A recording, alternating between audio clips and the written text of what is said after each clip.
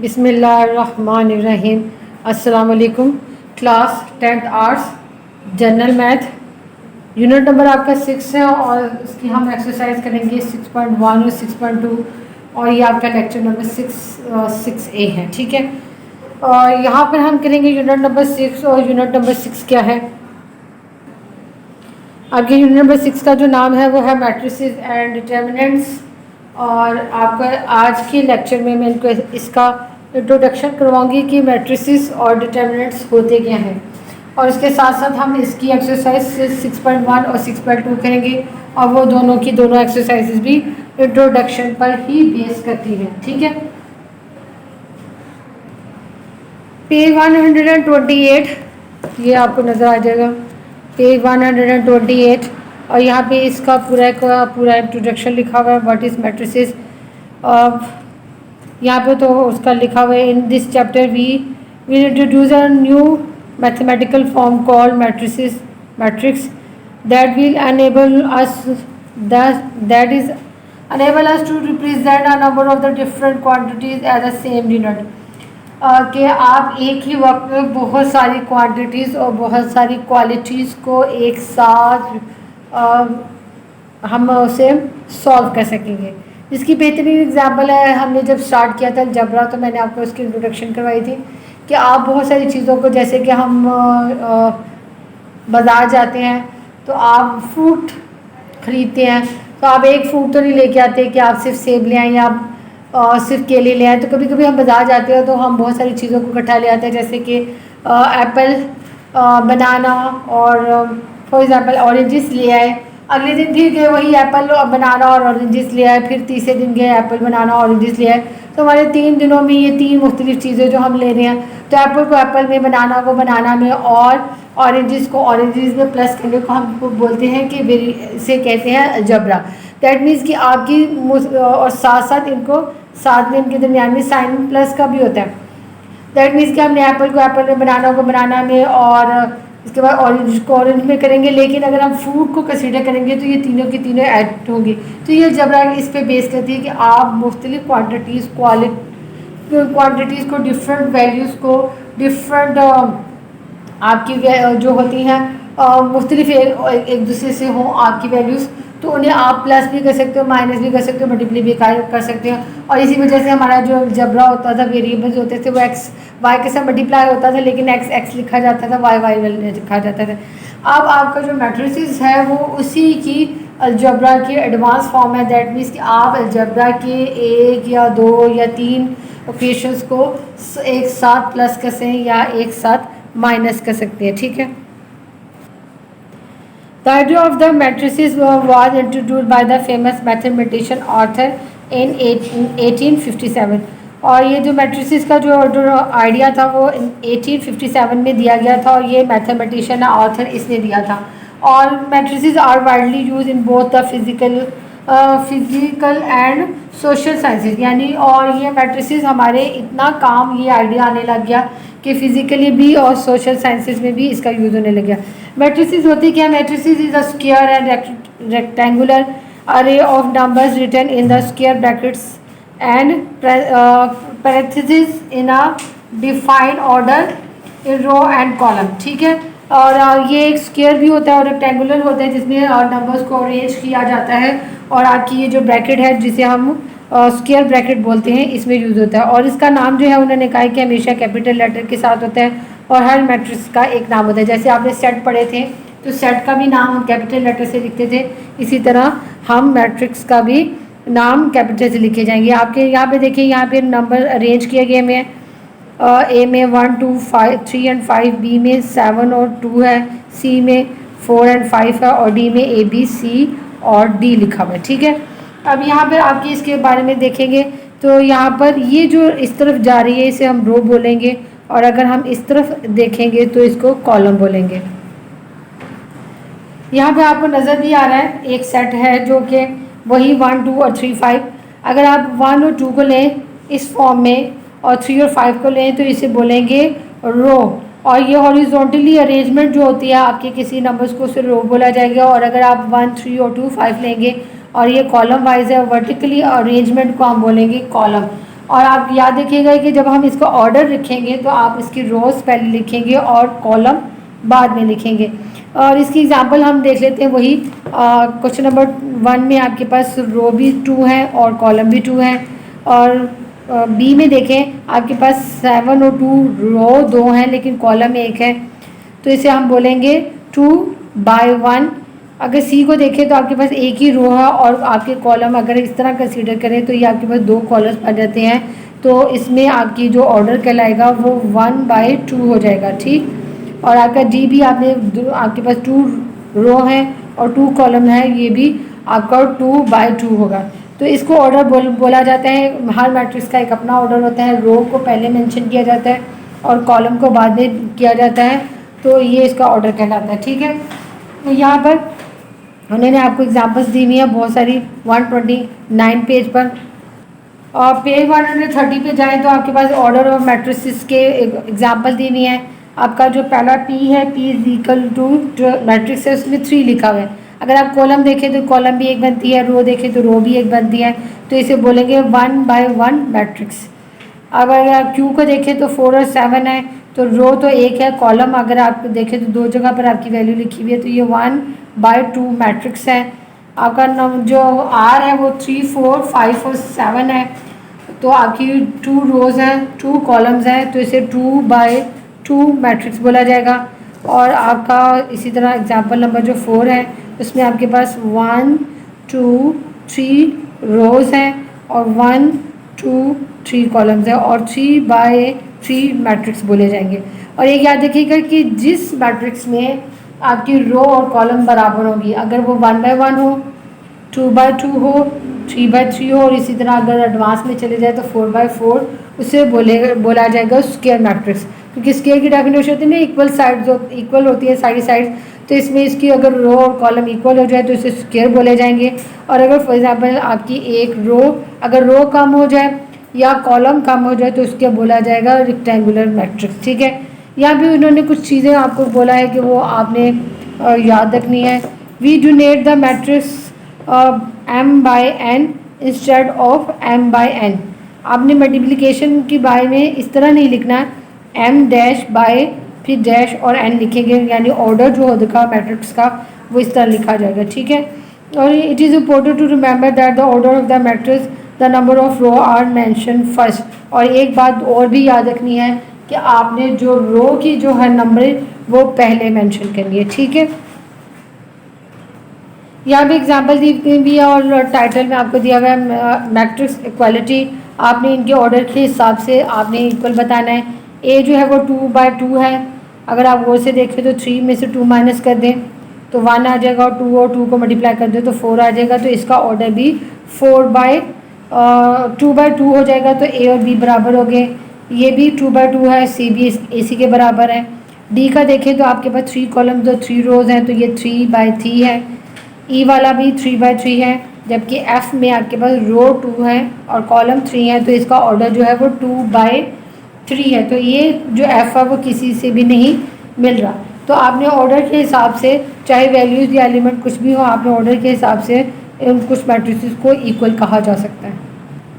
ये है आपकी 6.1, जिसमें आपके उन्होंने सबसे पहले दिया हुआ है आपके पास बहुत सारे मैट्रिसेस दिए हुए हैं और उन्होंने ऑर्डर पूछे हुए हैं। ए का देख लें तो ये 2/2 है, बी भी 2/2 है, और 3 जो है वो आपका रो अगर 3 है तो कॉलम 1 है, तो ये 3/1 है। ये अगर आपको नज़र आ रहा होगा तो 3 और 3/3 है। आपकी इसमें रो 1 है और कॉलम 3 है, तो ये 1/3 है। और इसमें आपके पास 3 रो हैं और कॉलम आपके पास 2 हैं, तो ये 3/2 कॉलम है। तो 1, 2, 3 आपके सिर्फ उन्होंने ये जितने भी सेट दिए हुए हैं इनके वो पूछे हुए हैं ऑर्डर। ठीक है, क्वेश्चन नंबर 4 जो है वो हमने सारा का सारा कंप्लीट करना है। उसमें क्या लिखना है, which of the following matrices are equal and which of them are not. आपने सबसे पहले तो इनको वो से देखें, तो ये जो ए है ये 1/1 है, दैट मीन्स कि इसमें रो भी एक है और कॉलम भी एक है। तो आप देखें कि ए के हिसाब से कौन सा मिलता जुलेगा। यहाँ पे भी देख लें, यहाँ पे डी को देख लें। अगर मैं 2 + 2 को प्लस कर दूँ तो यहाँ पर आंसर आ जाएगा 4 और एक सिंगल आंसर आ जाएगा। इसका मतलब है कि ए और डी आपस में इक्वल हो जाएंगे। ठीक है। और ये हमने सिर्फ इक्वल बताना है, तो मैं यहाँ पे लिख दिया कि मैट्रिक्स ए मैट्रिक्स डी के बराबर है, ठीक है। मैट्रिक्स ए मैट्रिक्स डी के बराबर है। अगर आप बी को देखें तो इसमें रो 1 है और कॉलम 2 है। अब देखिए रो 1 कहाँ पर मिलेगी, रो 1 को यहाँ पे देखते हैं कि ये अगर मैं 5/5 को डिवाइड कर दूँ तो यहाँ पे आंसर 1 आ जाएगा, और 4/2 को डिवाइड कर दूँ तो आंसर यहाँ पर क्या आ जाएगा 2। तो ये वाला जो आपका मैट्रिक्स है इसमें रो 1 ही है और कॉलम है। अगर आप ये देखें ना तो ये 5/5, तो 5/5 का मतलब ये एक फ्रैक्शन है, तो ये फ्रैक्शन फॉर्म में दी हुई है, लेकिन ये 4 वैल्यूज़ नहीं है, ये आपकी सिंगल वैल्यूज़ हैं। तो इसे जब डिवाइड करने पर आंसर आपके पास 1 और 2 आ जाएगा, और इसी तरह आपका बी और एफ इक्वल हो जाएंगे। इवन कि उनके एलिमेंट्स भी वही आ रहे हैं, तो लेकिन उनका ऑर्डर भी वही आ रहा है, ठीक है। अगर आप सी को देखें तो यहाँ पर आपके पास 2 रोज हैं और एक कॉलम है, 2/1। अब 2/1 देखें तो ई है और कोई भी नहीं है। यहाँ पर आपके पास इन दोनों को प्लस कर दे तो 6 आंसर आएगा, यहाँ पे 9, 6/9। और यहाँ पे आपके पास 2 रो और 2 कॉलम्स हैं, तो आपके पास सी ई के बराबर हो जाएगा। डी पहले ही बराबर हुआ था, ई भी हो गया, एफ भी हो गया। अब जी को देखते हैं तो जी में आपके पास 2 रो 2 कॉलम्स हैं, तो जी आई, और इवन के जे को देखें तो ये भी आपका किसके इक्वल है, इन्हीं के है, 2/2 के इक्वल है। तो ये वाला हो जाएंगे जी आपका इक्वल आई के और जे के, ठीक है। फिर उसके बाद आपका एच जो है वो आपके 3 रोज़ और 3 कॉलम्स हैं, तो आप यहाँ पे देखें तो यहाँ पे एल में 3 रोज़ और 3 कॉलम है। और के को भी देखें तो 1 2 3, इन दोनों को प्लस करें तो तीसरा आंसर आएगा 1 2 3 1 2 3।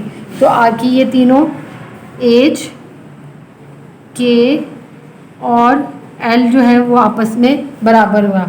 और इसके साथ ही आपका क्वेश्चन नंबर 4 कंप्लीट हुआ और एक्सरसाइज आपकी 6.1 भी कंप्लीट हुई।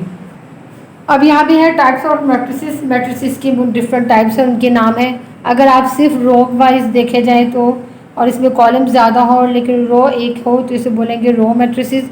1/2 या 1/3, लेकिन आपकी रो सिंगल है तो इसका इसलिए उसके नाम के साथ उसका नाम आ गया रो मैट्रिसेस।